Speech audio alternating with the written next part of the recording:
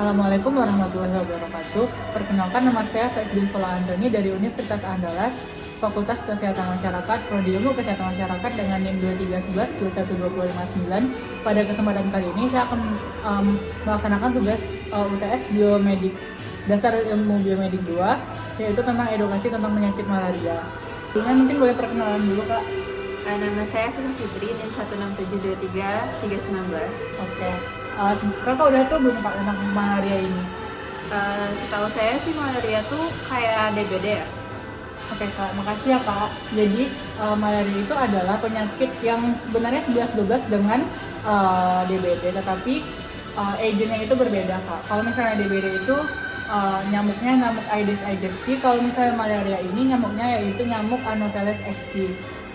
Untuk penyebarannya mungkin sama pada penularan malaria ini juga melalui gigitan nyamuk, tapi bedanya yaitu nyamuk Anopheles sp. Penyakit malaria ini juga dapat menyerang semua kalangan nih Kak, mulai dari maupun itu cewek atau cowok, dan juga semua kalangan usia dari yang bayi hingga balita. Penyakit malaria ini juga bisa menyerang kepada ibu hamil juga, yang berakibatkan keguguran atau kematian pada janinnya. Jadi kalau untuk penularan malaria ini sendiri melalui gigitan nyamuk tadi, nyamuk Anopheles sp, yang menggigit seseorang dan akan menyebarkan parasitnya di dalam darah kita. Dalam tubuh nyamuk itu parasit dapat berkembang biak hingga 7-14 hari setelah kita tergigit oleh nyamuk Anopheles tadi.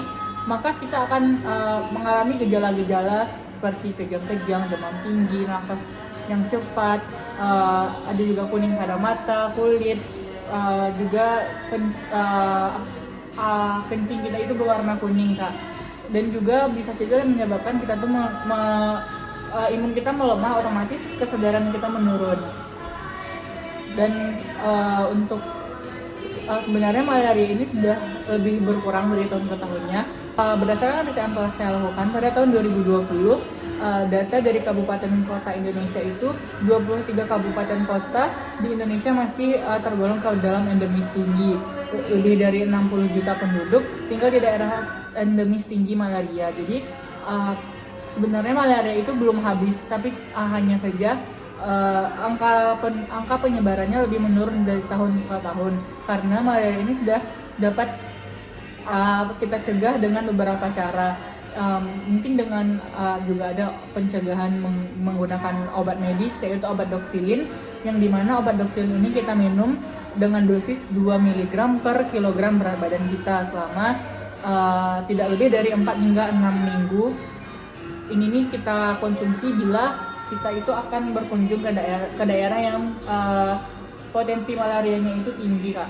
Jadi 1 atau 2 hari sebelum kita berkunjung ke daerah tersebut, kita harus meminum obat doxylin ini sampai 4 minggu setelah kita balik dari daerah tersebut, agar kita itu tidak terpapar dari gigitan nyamuk Anopheles ini. Tetapi obat doxylin ini tidak dapat dikonsumsi oleh ibu hamil. Dan juga kita juga dapat melakukan manajemen lingkungan seperti membersihkan lingkungan, tidak membiarkan genangan air, dan juga kalau di kampung-kampung itu kan suka ada kolam atau tambak udang atau ikan yang udah lama nggak dipakai, itu bisa kita tutup atau kita ganti dengan bangunan lainnya agar tidak menjadi tempat perkembangbiakan nyamuk Anopheles itu. Untuk akibat dari malaria ini sudah pastinya imun kita menurun, dan juga kalau imun kita menurun, otomatis juga kita akan mengalami kekurangan darah atau yang kita kenal dengan anemia. Kekurangan darah ini akan disebabkan oleh nyamuk Anopheles yang menggigit kita dan menaruh parasit-parasit dalam sel darah kita. Kekurangan darah ini juga dapat menyebabkan penurunan kesadaran, pertumbuhan otak pada anak terganggu, dan lain-lainnya. Untuk akibat yang kedua, pada ibu hamil dapat menyebabkan keguguran, kematian bayi, dan bayi yang cacat pada saat lahir. Untuk mencegah malaria ini terjadi, ada beberapa cara yang dapat kita lakukan nih Kak. Yang pertama itu sudah pasti kita menghindari gigitan nyamuk. Menghindari gigitan nyamuk ini, kalau misalnya kita keluar malam, kita memakai pakaian yang tertutup yang panjang, atau kita juga dapat menggunakan, kalau sekarang kan ada lotion anti nyamuk, itu kita bisa gunakan agar terhindar dari gigitan nyamuk. Dan juga kalau di rumah kan suka ada ventilasi di atas jendela itu Kak, kita bisa menutup ventilasi dengan jaring-jaring besi kawat yang berdiameter sangat kecil agar nyamuk-nyamuk tidak bisa masuk. Dan juga untuk penyebarannya itu kita juga bisa memakai kelambu pada saat tidur malam agar tidak ada nyamuk yang masuk pada saat kita tidur. Untuk selanjutnya kita juga dapat menebarkan ikan pemakan jentik. Contoh ikan pemakan jentik itu yaitu ikan kepala timah, nila merah, ikan mujair, dan lain-lain. Dari penjabaran materi saya tadi, apakah kakak sudah merasa puas atau ada yang ingin ditanyakan lagi kak? Saya sudah merasa puas sih dan lebih mengenal tentang penyakit malaria. Oke, terima kasih ya kak. Asik. Sekian dari video edukasi kami tentang pencegahan penyakit malaria.